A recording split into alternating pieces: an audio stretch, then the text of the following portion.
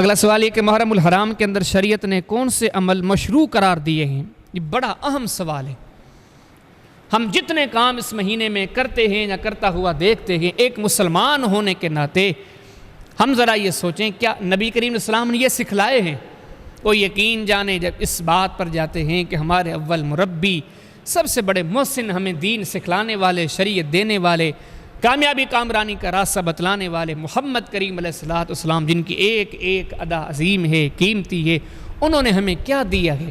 جب گہرائی میں جاتے ہیں انہوں نے قطعاً یہ نہیں دیا کہ آپ اس مہینے میں حلیم پکاؤ، اس مہینے میں آپ نیاز پکاؤ، اس مہینے میں آپ خصوصی طور پر قبروں کو لیپا کرنے کا، ان کے اوپر چونا لگانے کا اہتمام کرو۔ قطعاً یہ نہیں کہا کہ ان ایام میں یا اس مہینے میں مردوں عورتوں کا سب کو اکٹھے کر کے قبرستانوں میں لے کے جاؤ، قبرستانوں میں کھاؤ پیو۔ یہ ریتیں، یہ رسمیں، کسی چیز کی تعلیم نہیں ملتی۔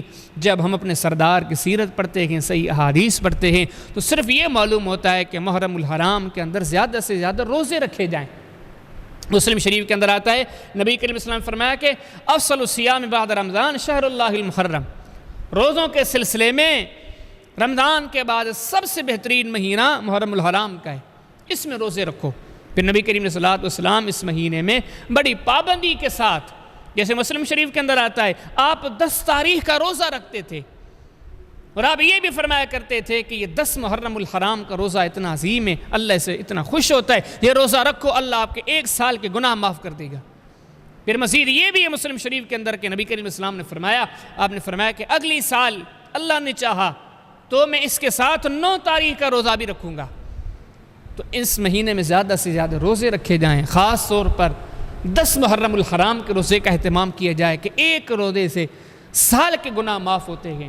پھر یہ بھی نبی کریم صلی اللہ علیہ وسلم کی سنت تعلیم ہے کہ اس کے ساتھ ایک روزہ ملایا جائے، 9 کا ملایا جائے، سب سے بہتر ہے۔ اگر 9 کا کوئی رکھ نہ سکا، نکل گیا، تو آگے 11 کا روزہ ملایا جائے۔ تو خلاصہ کلام یہ ہے کہ میرے اور آپ کے محبوب محمد کریم علیہ السلام کی تعلیم جو ہمارے لیے سب کچھ ہے، اس ذات اقدس کی تعلیم یہی ہے کہ اس مہینے میں روزوں کا اہتمام کرو۔ اس سے ہٹ کر یہ جتنی باتیں ہیں یہ رسومات ہیں، کوئی کس نے ایجاد کی، کوئی کس نے ایجاد کی، کوئی کس علاقے کی رسم ہے، کوئی کس علاقے کی رسم ہے۔ نبی کریم اسلام نے قطعاً نہیں سکھلائی یہ باتیں۔